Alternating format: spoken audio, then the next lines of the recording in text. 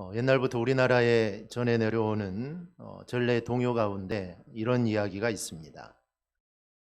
한 나그네가 산속 깊은 곳에서 호랑이 한 마리를 만났습니다. 깜짝 놀란 나그네가 살려달라고 하자 호랑이는 내가 너를 잡아먹어야겠지만 네가 만일 팔 하나만 잘라서 나한테 주면 너를 살려주겠다라고 말을 합니다. 이 나그네는 목숨보다는 팔 하나를 잃는 것이 더 낫겠다 생각을 하고 자신의 팔을 잘라서 호랑이한테 주었습니다. 그런데 다음 고개를 넘어가다가 아까 만났던 호랑이를 또 만나는 겁니다. 그런데 이 호랑이가 또 말하기를 아무래도 내가 배가 고파서 안 되겠다. 이번에 네 다리 하나를 나한테 주면은 네가 네 목숨만은 내가 살려주겠다라고 하죠. 그 나그네는 목숨을 구하기 이번에는 다리 하나를 잘라서 이 호랑이한테 주었습니다. 그리고 겨우 길을 가는데 그 호랑이를 또다시 만나게 된 것이죠. 그리고 이렇게 말합니다. 호랑이가 나는 늙어서 이빨과 발톱이 없어진 호랑이야. 네가 만약에 맞서 싸웠다면 나는 힘도 못 쓰고 도망갔을 거야. 이렇게 말하면서 팔다리가 없는 그 사람을 잡아먹었다라는 이런 이야기가 있습니다. 이 이야기를 통해 우리가 알 수 있는 교훈은 우리가 어려움을 만났을 때 싸워보지 않고 즉 도전도 해보지 않고 미리 짐작해서 야 나는 할 수 없어 나는 결코 이길 수 없어 라는 마음으로 우리가 포기한다면 우리는 아무런 일도 할 수 없다라는 교훈입니다. 고난 앞에 넘어질 수밖에 없다라는 것이죠. 사실 가만히 우리가 생각해 보면 고난이 우리를 넘어뜨리는 게 아닙니다. 이빨과 발톱이 없는 호랑이를 보고 두려워하는 우리의 연약함, 우리의 두려움이 내 자신을 쓰러지게 하는 것입니다. 오늘 본문을 보면 성경은 이렇게 말합니다. 내 형제들아 너희가 여러 가지 시험을 당하거든 온전히 기쁘게 여기라. 이는 너희 믿음의 실현이 인내를 만들어내는 줄 너희가 알미라. 인내를 온전히 이루라. 이는 너희로 온전하고 구비하여 조금도 부족함이 없게 하려 함이라. 즉 여러 가지 시련을 당하더라도 겁내지 말라는 겁니다. 그리고 두려워하지 말라라고 말을 합니다. 그 대신에 너희가 시련을 만나고 어려움을 만나면 너희가 오히려 이것으로 인해 기뻐하라라고 말을 합니다. 그 이유가 무엇일까요? 이유가 있어야 기뻐할 거 아닙니까? 그 이유는 그 믿음의 시련은 인내를 만들어내서 즉 우리가 그 시련을 믿음으로 잘 견뎌내면 그게 인내를 만들어서 우리가 어떠한 일을 당하든지 그것을 이겨낼 수 있는 능력이 생겨서 우리가 완전하며 성숙한 사람이 될 수 있다라는 것입니다. 그래서 시련과 어려움이 나를 무너지게 하는 것이 아니라 이 시련과 어려움이 나를 인내하게 하고 내 믿음을 강하게 해서 우리가 성숙한 사람 또 온전한 사람으로 내가 세워져 가는 것입니다. 오늘 우리가 야고보서를 보게 되는데 야고보서는 우리가 잘못 보면은 로마서나 갈라디아서와 같은 성경과는 반대되는 내용들을 우리가 보게 됩니다. 예를 들면 로마서 1장 17절을 보면 복음에는 하나님의 의가 나타나서 믿음으로 믿음에 이르게 하나니 기록된 바 오직 의인은 믿음으로 말미암아 살리라. 즉 의인은 믿음으로 산다는 겁니다. 이 믿음을 강조하죠. 이 갈라디아 로마서는 믿음을 강조합니다. 또 10장 9절 10절을 보면 내가 만일 내 입으로 예수를 주로 시인하며 또 하나님께서 그를 죽은 자 가운데서 살리신 것을 내 마음에 믿으면 구원을 받으리라. 사람이 마음으로 믿어 의에 이르고 입으로 시인하여 구원에 이르느니라. 이 말씀은 믿음으로 구원받는다라는 것입니다. 그런데 야고보서 2장 17절을 보면 이와 같이 행함이 없는 믿음은 그 자체가 죽은 것이다 라고 말을 합니다. 또 2장 26절도 같은 내용입니다.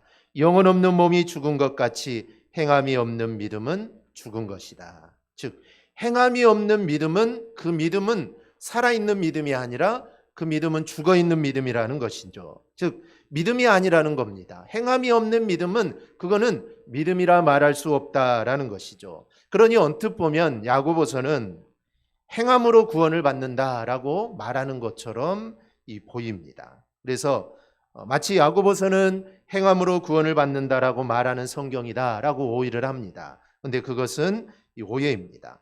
우리가 야고보서를 살펴보고 나서는 그런 오해가 이제 풀리게 될 건데요. 이 모든 성경은 다 동일한 내용을 말합니다.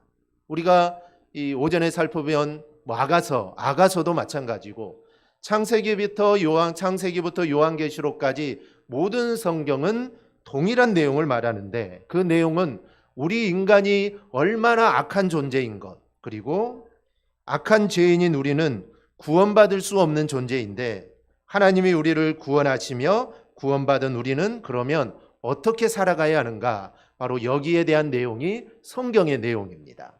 그래서 디모데후서 3장 15절에서 17절을 보면 또 어려서부터 성경을 알았나니 성경은 능히 너로 하여금 그리스도 예수 안에 있는 믿음으로 말미암아 구원에 이르는 지혜가 있게 하느니라. 이 성경은 우리가 구원에 이르도록 우리를 인도해 주시는 것이 성경입니다. 16절에 모든 성경은 하나님의 감동으로 된 것으로 교훈과 책망과 바르게 함과 의로 교육하기에 유익하니 이는 하나님의 사람으로 온전하게 하며 모든 선한 일을 행할 능력을 갖추게 함이라. 즉 성경은 하나님의 감동으로 기록이 되었습니다.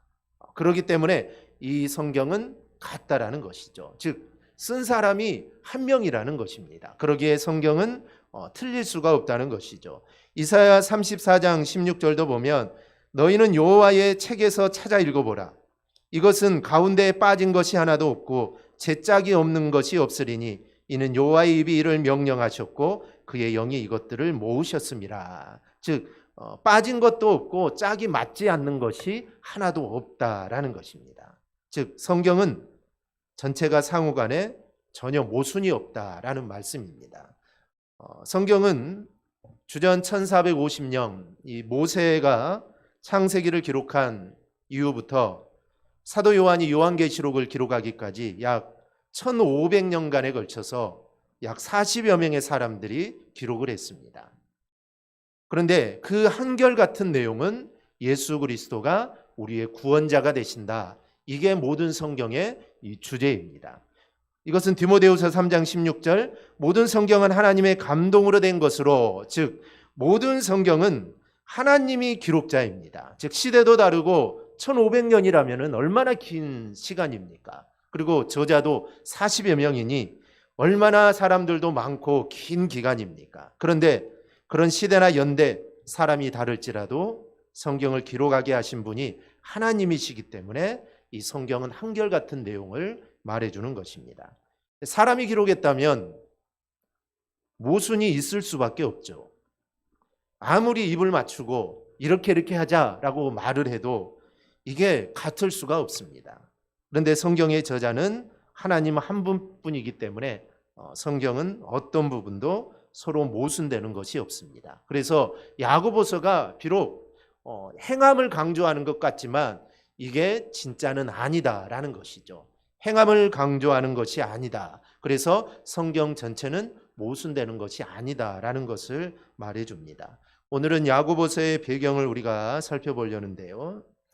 우리가 지난번 히브리서를 살펴볼 때 히브리서는 이 기록자가 누구인지 모른다고 했습니다. 그런데 야고보서는 야고보 1장 1절에 기록자가 야고보임을 말을 합니다. 하나님과 주 예수 그리스도의 종 야고보는 흩어져 있는 12지파에게 문안하노라. 즉 야고보가 야고보서를 기록했다는 것이죠. 그런데 이 야고보는 누굴까요? 성경에는 야고보가 6명이나 등장을 합니다. 예수님의 형제 야고보가 있고 또 세베대의 아들이자 요한의 형제며 예수님의 제자였던 야고보, 또 알페오의 아들 야고보도 있고 마가복음 15장에 나오는 작은 야고보, 또 사도행전 1장에 나오는 예수님의 제자였던 유다, 가룟 유다가 아닙니다. 유다의 아버지 야고보가 있습니다. 이 6명의 야고보가 있는데 그러면 과연 이 야고보서는 누가 지었느냐라는 것이죠. 누가 지었을까요? 가만히 있으면 중간이라도 가니까. 이 야고보서는 예수님의 동생 야고보가 썼습니다. 보통 예수님의 제자 야고보가 썼을 거라고 생각을 하는데 그렇지 않았다는 것이죠. 우리가 봤을 때 예수님의 형제들은 처음에 예수님을 구세주로 믿지 않았습니다. 자기의 형이죠. 형님이 어떻게 같은 어머니에서 태어난 형이 어떻게 메시아가 될 수 있느냐? 우리가 생각해봐도 믿을 수가 없겠죠. 믿을 수 없습니다. 그래서 처음에는 믿지 않았어요. 그런데 나중에 이제 형님이 메시아라는 것을 알게 되고 그가 이 야고보서를 쓰게 된 것입니다. 야고보서는 약 주후 62년경에 예루살렘에서 야고보가 기록했을 거다라고 이렇게 추정을 합니다. 예수님의 동생 야고보는 이 야고보서를 누구에게 이 편지를 기록했을까요? 1장 1절에서 말하는 대로 흩어져 있는 12지파라는 것입니다.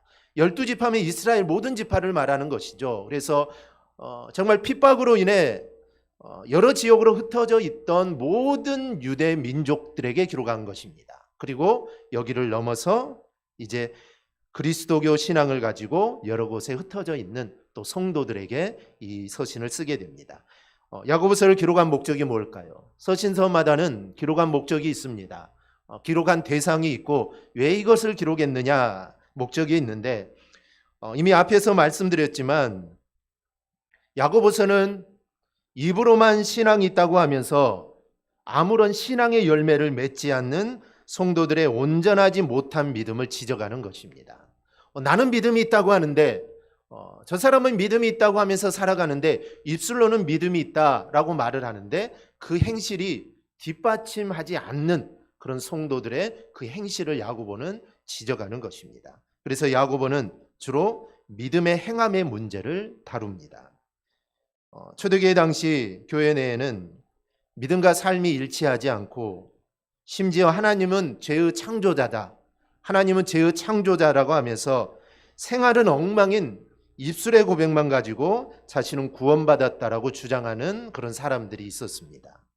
또한 유대교 신자들 가운데는 그 당시 핍박이 얼마나 심했습니까? 그래서 핍박 때문에 믿음을 포기하려는 사람들이 있었습니다. 우리가 히브리서를 통해서 우리가 살펴보았지만 유대교는 어찌 보면 로마가 인정해주는 종교입니다. 그런데 이 그리스도교, 기독교는 인정을 해주지 않았죠. 그래서 똑같은 하나님을 섬기는데 유대교는 핍박이 없는데 기독교만 핍박이 있으니 많은 사람들이 똑같으니 그럼 유대교를 가야겠다. 그런 핍박을 피할 수 있으니까 그래서 많은 사람들이 믿음을 포기하고 유대교로 넘어가는 사람들이 그 당시에 많았다는 것이죠. 이에 야고보는 고난과 박해를 당하는 그 성도들을 위로하고 또 격려하고 믿음으로 내가 구원받았다는 생각에 행동이 엉망인 신자들에게는 너희에게 심판이 임박했다라는 것을 그들에게 말해주는 것입니다. 그리고 어떻게 시험을 견디며 하나님 말씀을 듣고 악한 정욕을 줄이고 혀를 제갈 먹이며 믿음으로 살 수 있는가에 대해서 야고보서를 통해 기록합니다. 이 종교개혁자 마틴 루터는 야고보서를 지푸라기 서신이라고 했습니다. 그가 야고보서를 지푸라기 서신이라고 한 것은 그렇게 중요하지 않다는 것입니다. 루터가 그렇게 본 이유가 있습니다. 왜냐하면 야고보서는 믿음보다는 행함을 강조하는 것처럼 보이기 때문입니다. 루터는 종교개혁을 시작하면서 오직 믿음, 의인은 오직 믿음으로 살리라 라는 것을 강조했는데 야고보서를 읽어보니 믿음을 강조하는 것이 아니라 행함을 더 강조하게 보인다는 것이죠. 그래서 루터는 이 야고보서는 그렇게 중요하지 않은 지푸라기와 같은 서신이다라고 그렇게 말을 했던 것입니다. 오늘은 이 문제를 우리가 좀 함께 정리하고 넘어가려고 합니다. 분명 구원은 믿음으로 받습니다. 이것은 절대로 변함이 없는 진리입니다. 그런데 믿음으로 구원받았다면 그 구원받은 증거가 나와야 되는데 그 증거가 바로 행위라는 것입니다. 행위라는 것이죠. 여기서 우리는 믿음과 행함과의 관계를 잊어서는 안 됩니다. 야고보서의 핵심적인 문제는 구원을 잘못 이해한 사람들이 행함을 무시하는 데서부터 생긴 문제입니다. 당시도 그렇지만 지금도 마찬가지입니다. 오늘날 한국교회의 가장 큰 고민 중에 하나는 교회 생활을 오래 했음에도 불구하고 정말 이 사람이 예수님을 믿는 사람인지 예수님을 믿지 않는 사람인지 분간이 안 가는 성도들이 너무 많다는 게 이게 문제입니다. 즉 예수 믿는 증거가 삶으로 나타나야 되는데 10년, 20년, 30년, 40년을 믿어도 예수 믿는 증거가 삶으로 전혀 나타나지를 않습니다. 그러니 이 사람이 예수를 믿은 사람인지 예수를 믿지 않는 사람인지 이게 구분이 절대로 가지 않는다는 것이죠. 그러면 왜 이렇게 되었을까요?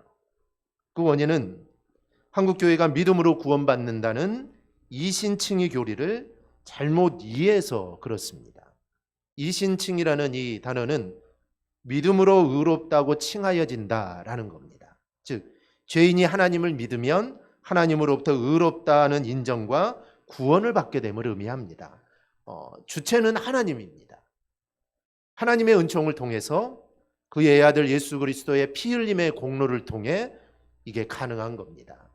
즉 율법의 행위나 사람의 어떠한 행위, 즉 수고나 노력이나 수행이나 고행이나 참선 아니면 예물 등으로 사람을 의롭다고 말씀하시는 것이 절대로 아닙니다. 일방적인 하나님의 은혜입니다. 오직 믿음으로만 사람을 의롭다고 말씀하는 겁니다. 한마디로 구원을 위해 내가 할 수 있는 일은 단 하나도 없습니다. 이렇다 보니 기독교의 구원을 값싼 구원으로 만들어버린 것입니다. 내가 할 일은 하나도 없다. 오직 하나님의 은혜만 필요하다. 그래서 값없이 은혜로 구원을 받았으니 성도의 행함은 해도 되고 안 해도 되는 것으로 이렇게 취급을 해버리게 됩니다. 그래서 예수를 믿기는 믿는데 그래서 구원은 받았는데 그의 삶에서 행함, 즉 예수 믿는 자다운 행함이 나타나지 않는 것입니다. 즉 해도 되고 안 해도 되는 것으로 취급을 하니 안 하는 것이 더 편한다는 것이죠. 직장 생활을 하거나 사회 생활을 할 때 내가 예수 믿는 사람이라는 것을 나타내는 것보다 그냥 숨기는 게 어찌 보면 더 편할 수 있습니다. 그러니 그냥 숨기면서 그렇게 살아가게 됐다라는 것이죠. 그러나 성경을 보면 믿음을 말할 때 절대로 행함과 분리된 믿음을 성경은 말하지 않습니다. 행함이 없는 믿음만을 강조하지 않습니다. 오히려 믿음과 행함이라는 것은 마치 바늘과 실처럼 동전의 양면처럼 항상 붙어 다니는 것이 믿음과 행함입니다. 마태복음 7장을 보면 이렇게 말하죠. 16절에 보면 그들의 열매로 그들을 알지니 가시나무에서 포도를 또는 엉겅퀴에서 무화과를 따겠느냐. 나무가 작을 때는 이 나무가 감나무인지 아니면 무화과 나무인지 포도나무인지 정확하게 알 수가 없습니다. 싹이 날 때는 잘 모르죠. 근데 이게 이제 커가다 보면 이 나무인가 보다라고 생각을 하게 됩니다. 그런데 정확하게 아는 것은 그 나무가 열매를 맺힐 때 알게 됩니다. 이 포도나무 열매를 맺히면 이 나무는 포도나무죠. 감나무에서 포도 열매를 맺힐 수는 없는 것이라는 것이죠. 그래서 좋은 나무가 나쁜 열매를 맺을 수 없고 못된 나무가 아름다운 열매를 맺을 수 없느니라. 그들의 열매로 그들을 알리라 라고 합니다. 즉 열매로, 즉 행위로 그 믿음을 안다라는 것입니다. 열매 없는 믿음은 가짜라는 겁니다. 야고보서가 참된 믿음은 행함으로 증거가 나타나야 한다. 이것이 성경 전체에 나타나 있는 핵심적인 가르침입니다. 이것을 비판하는 사람들이 있습니다. 그 사람들은 예수님께서 구원의 이중 기준을 제시한다라고 합니다. 어떨 때는 구원은 믿음으로 받는다, 믿음이 중요하다, 믿음으로 구원받는다라고 하면서 또 어떨 때는 내 아버지의 뜻대로 행하는 자라야 천국에 들어가리라, 이렇게 행위 구원을 주장한다라고 말하기도 합니다. 믿음으로 했다가 행위라고 했다가 이랬다가 저랬다가 뭐 이러느냐라고 이렇게 말을 한다는 것이죠. 앞뒤가 안 맞는다라는 것입니다. 그런데 이거는 오해에서 오는 말입니다. 야고보서가 예수님과 사도 바울이 증거한 믿음과 구원과 안 맞는 행위 구원을 말하는 것이 아닙니다. 야고보 사도는 예수님과 마찬가지로 믿음과 행함은 항상 함께 나타나야 되는 것이기에 구원받은 자는 그 구원의 증거가 삶으로 나타날 수밖에 없다라는 것입니다. 구원받은 자는 그 구원의 증거가 삶으로 나타나야 한다라가 아니라 나타날 수밖에 없다라는 것입니다. 자연스럽게 나타나는 것입니다. 자연스럽게 나타나는 것이죠. 정말 내가 의식하지도 않는 상황 속에서 내가 예수 믿는 증거들이 나타날 수밖에 없는 것입니다. 뭐 쉽게 말해서 우리가 밥을 먹을 때 기도를 하면서 기도하고 먹는 것, 이런 것들은 내가 의식해서 하는 것이 아니죠. 내가 예수를 믿고 또 내가 나서 그런 행동들이 우리의 삶에서 자연스럽게 나오는 것입니다. 그래서 단적으로 이런 기도를 말했지만 그런 모습들이 예수를 믿고 내가 구원받았다는 증거들이 우리의 삶을 통해 나타나야 합니다. 야고보서는 5장으로 되어 있는데 세 부분으로 나눌 수 있습니다. 1장은 시험과 믿음, 2장에서 4장은 행함과 믿음, 그리고 5장은 고난과 믿음에 대해서 우리에게 설명합니다. 야고보서 핵심 메시지는 이것입니다. 나는 믿는 만큼 행하고 있는가? 나는 믿음의 연수만큼 행함이 있는 성숙한 믿음을 가진 사람인가?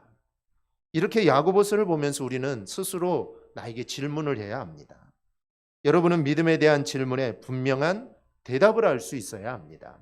정말 우리가 최소한대로 베드로의 고백처럼 주는 그리스도시요 살아계신 하나님의 아들입니다. 이런 고백이 있어야 되고, 더 자세히 고백한다면 나는 전능하신 하나님의 천지의 창조주를 믿습니다.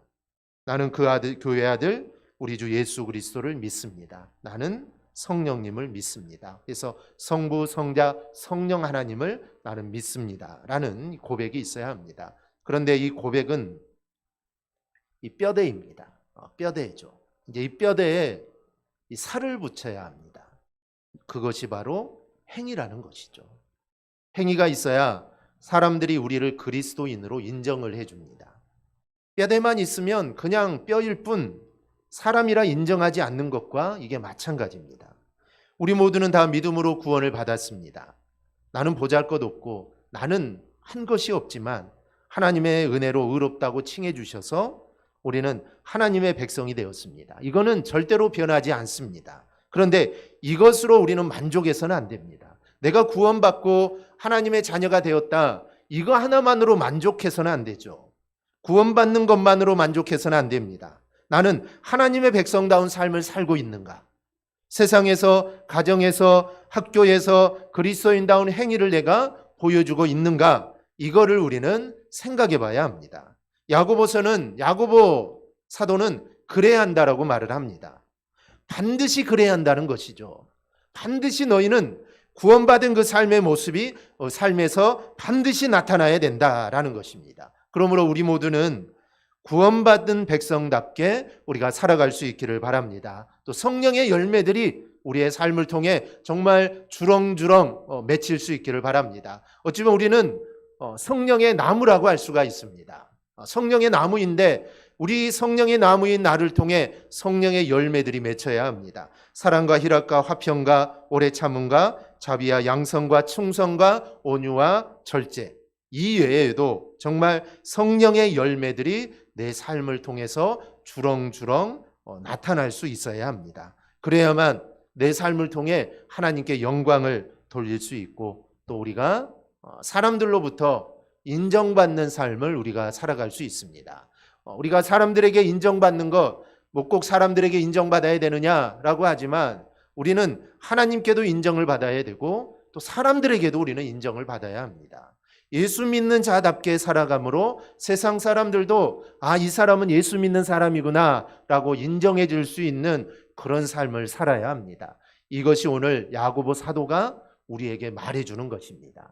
너희가 믿음으로 구원을 받았으니 이제는 세상 사람들에게도 인정받는 그 믿음의 그런 열매들이 너희 행함으로 좀 나타나야 된다. 이게 야고보 사도가 우리에게 말해주는 그 신앙의 권면임을 우리가 기억하고 우리가 믿음으로 구원받았으니 이는 그 믿음의 구원에 따르는 행함이 우리의 삶에 나타나는 우리 성도들이 되기를 주님의 이름으로 축원합니다. 아멘. 기도하겠습니다.